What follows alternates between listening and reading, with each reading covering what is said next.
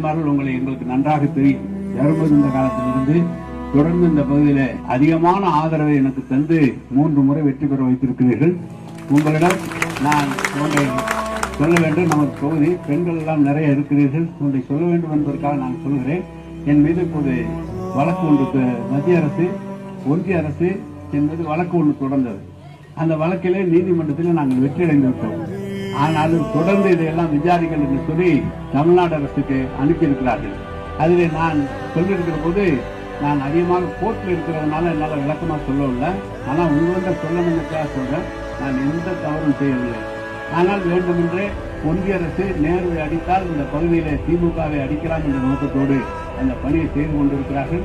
உங்களால் தேர்ந்தெடுக்கப்பட்ட நான் நிச்சயமாக எந்த தவறும் செய்ய மாட்டேன், செய்ததும் இல்லை, இனியும் செய்ய மாட்டேன் என்ற அந்த உறுதியை மட்டும் உங்களுக்கு நான் தெரிவித்துக் கொள்ள விரும்புகிறேன்.